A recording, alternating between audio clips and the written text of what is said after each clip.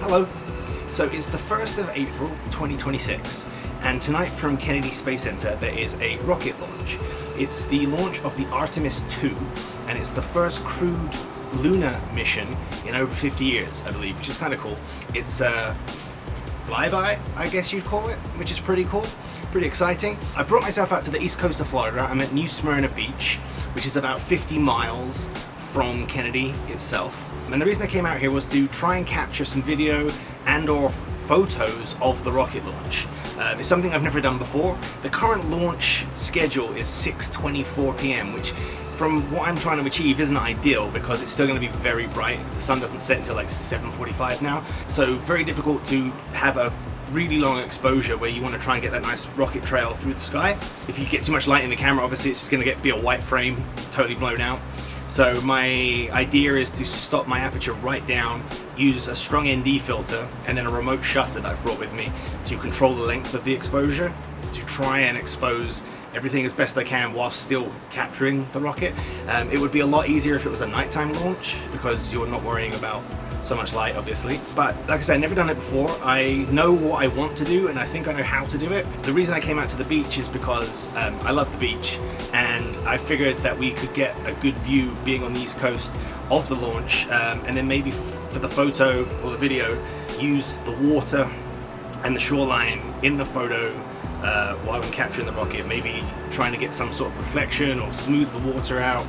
I don't really know, because like I say, it's going to be a big challenge with how bright it's going to be. I'm going to shoot at probably 35 millimeters. Yeah, so that's the plan. Kyle couldn't come out here with me today, unfortunately, but he is going to attempt the same thing from a rooftop in Orlando, I believe, and he's going to film that attempt, and then if it comes out okay, we'll smash those two little videos together to create this video. I'm not going to stand here and try and give space facts because I am not knowledgeable enough about any of it, and Kyle's wife Danielle is a science teacher, and she knows more about the planets and the moon and space in general than anyone I've ever met. And I think if I was to try and spout off things that were intellectual, she'd be very disappointed in me, as would many other people. So it's a space launch, it's exciting, we're going to try and get a photo of it. If it doesn't work out, it doesn't work out, but we're at the beach and it's a beautiful day, so that's what we're doing.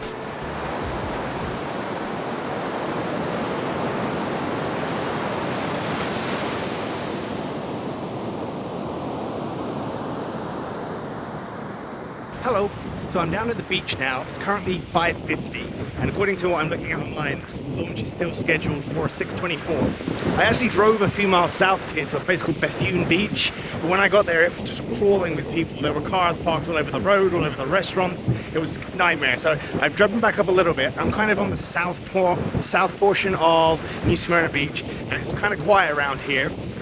The tide is coming in, which isn't helpful. It's really, really bright, as we talked about earlier, so that's not helpful. And there's nothing really exciting to anchor the shot to. There's no dunes. There's a lot of construction work going over there on the beach, which is kind of ugly. But there's no dunes, very flat. And with the water coming in, I'm not going to be able to get maybe where I want to on the beach, but we will see what happens. In terms of shooting, I've got my ND filter, and I'm going to shoot at like ISO 50, and I'm going to have my lens at like f/22. It's the only way I can really control that light and get as little light coming into the lens as possible. There's some downsides to shooting at f/22, namely the image will be a lot softer because of light diffraction through such a small hole. The image will be softer, unfortunately. That's if I get one. The plus side of being able to go down to f/22 is I'm obviously limiting the light coming in, which is what you need when you're trying to do a long exposure on a day like this, which is a beautiful day. It's sunny, blue sky, no clouds, so we should get a good view of it. Even if I screw up the photography, I should still get a good view of it, which is really why I'm here anyway. So yeah, I'm going to get my camera set up on its tripod. I've used my compass and the NASA information to try and figure out roughly where I'm pointing the camera out to. It's kind of just sort of southeast, very slightly southeast. It's going to launch from the south and then go out over the ocean. I'm rambling on. So yeah, none of the conditions are ideal, but we'll see what happens. Also, the audio is probably going to be terrible because I don't have an external mic, so I'm just recording on the camera microphone, and there's probably just a lot of wind and ocean noise. You might not be able to hear any of this anyway. But anyway, the other issue of shooting at f/22 is, yes, you're getting a much deeper depth of field, but it's going to show up every dust mark on my sensor, of which there's quite a lot, I'm sure. So yeah, it's going to show up dust and spots on your sensor, which again can be removed in post, but it is what it is. So I believe the trajectory is going to be somewhere like here, up this way. Obviously, if I've got that wrong, there's going to be nothing in the photo, so hopefully I haven't screwed that up.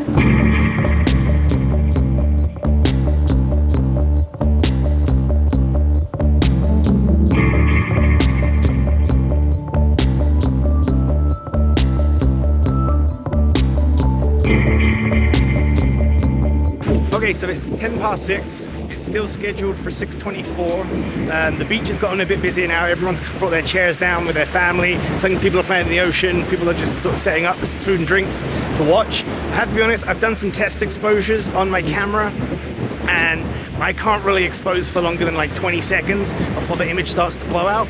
And 20 seconds isn't really going to be long enough to get a decent light trail. So I think it's a no-go before it even starts. I will still try, but like I say, if it was a nighttime launch, you could maybe run your exposure for 30, 40, 50, 60 seconds to get a really nice trail, but during the daytime that's just impossible, especially just with the setup I have today, it's impossible.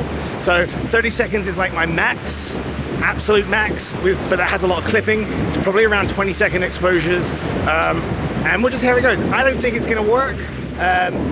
And I'm confident of what I'm doing. I just don't think I have the right ND filter. If I had a much stronger ND filter, or it was later on at night.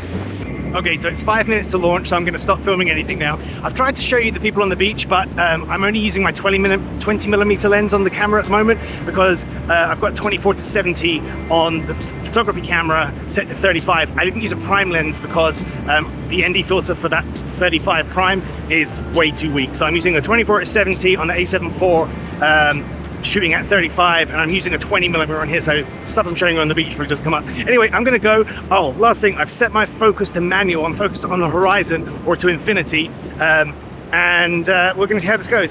In 5 minutes, I won't have a photo, and this will all been for nothing. It's kind of funny. I have everything lined up, ready to go, and all of these people have just swarmed in last minute. I can't blame people. Everyone wants to see the launch. So it's not my beach, and I'm not too fussed about it, but it went from having this beautiful clear shot out to the ocean to just a whole mess of people.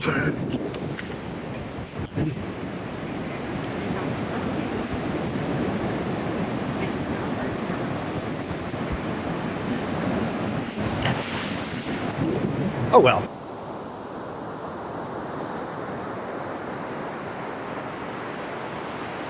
Okay, so the launch went off. Forgetting the photography and everything for a moment, it was really quite an incredible feeling to stand here and watch something that massive take off into space. The beach was packed and people were getting quite emotional about it. It was just incredible to be able to watch it, forgetting photography or anything like that.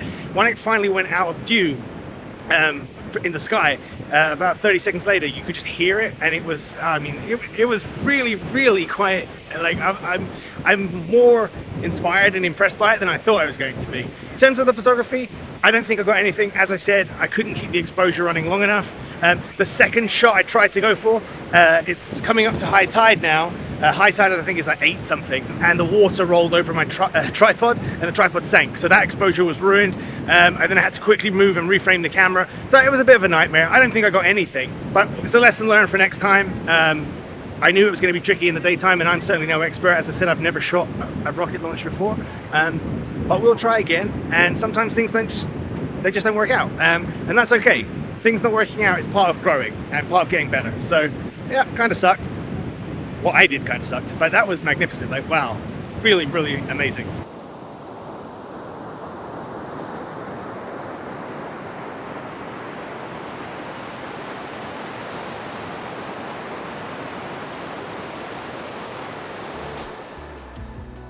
Hello, I'm back home. It's a few days later now. I'm here with Luna, and Luna is wearing her astronaut costume. It's her Lunar Force astronaut costume. I bought this for her last Halloween as her costume, and I thought it was apropos for a video like this. Why is Luna even in the video? Well, looking at the footage, I became acutely aware very quickly that this video was just a middle-aged Englishman talking for 11 or 12 minutes, and ultimately failing at what he set out to do. So it's probably quite boring for people. I don't even know if anyone's still watching, but I thought Luna would be a welcome distraction, and it's probably the best part of the entire video. I've looked through the photos, and as I think I said at the beach, I didn't really get anything of value. There's nothing of note in there. The first exposure was overexposed. The second one, the tripod got washed over by the water and sank. I think I already said that. But the third image that I took, in the pantheon of rocket launch photos, it's a bad one. It's not a great rocket launch photo at all. But the way the image has turned out, I really quite like it. There's a few things I really quite like about it. So here's the image. I went with this colder black and white edit because I just think it suited it. But what I really like about this is this was a 22-second exposure, and there's a lot of people in the foreground. But as you can see, they were moving during the exposure. It's created this ghosting effect on a few of the people where they were moving, and you can kind of see through them. And there's something I really like about that when you combine it with this guy in the middle here, who is essentially a lot sharper in the water looking up. And there's just something about it that I quite like. You've got the rocket in the sky. Again, I was like 50 miles away. So you've got the rocket, not a great shot, but you've got the rocket. And then you've got these people that are like ghosts, if you like, looking up at the rocket. Like, I don't know, the rocket was there, then it was gone, and these people were here, and then they were gone. And there's just something about that I quite like. Again, it's not a great photo, but I just kind of like how it came out. So yeah, that's the one thing I got that I think is all right from the day. Yeah, that's about it really. So I banged on about shooting at f/22 and the pros and cons of that. And one of the downsides being that any mark on your sensor, any dust mark on your sensor and or your lens is gonna show up in the photo. And if we jump into Lightroom really quickly, this here is the original raw photos. So there's been nothing done to this photo at all. And as you can see, in my final image, I cropped in quite a lot and obviously went with this black and white thing. But if we zoom in, you can see all of these spots, and all of these spots are dust on the sensor and maybe on the lens as well. Obviously you're at the beach, you got the ocean spray and things like that. That doesn't help. But as you can see, my camera really needs a good clean. But previously, it would have been real hard to get all of those marks gone, if not impossible. You'd have probably had to jump into Lightroom and, you know, use the clone stamp and use the healing brush and things like that. But now in Lightroom, if we go into this remove section, you can see you've got this dust down here. And if you just apply the dust, depending on how much it's got to do, this will take from a few seconds to a couple of minutes.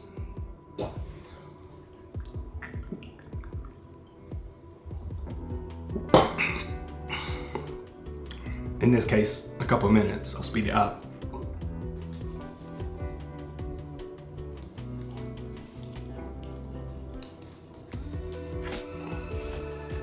Okay, so that finally finished processing. And you see all these white circles in here is some form of mark, mainly on the sensor, I would imagine, or the lens. And it's pretty crazy. If I come away, you can see that all those marks are now gone. So if we actually look at this, this is after and this is before. You can see, I don't know how well that's going to show up on YouTube, but you can see all of those marks and then they're all gone. But you come over here and this is all of the marks it's gotten rid of. So yeah, all of these white dots are marks that it's removed, and it's pretty insane that, you know, it can go from a couple of seconds depending on the speed of your machine and how intensive the job it's doing, up to a couple of minutes. But yeah, it knocks out almost all of those dust marks and you've got a usable image again, which is pretty cool. But anyway, that's the video. Sorry for all the talking. Sorry for the lack of anything fun to look at or listen to. Yeah, there'll be more videos soon. I've been really busy, so Artemis II will almost certainly be back by the time this video gets put out, and maybe it will take so long Artemis III will have already launched. But yeah, I'm gonna go. That was the video. Thank you. See ya.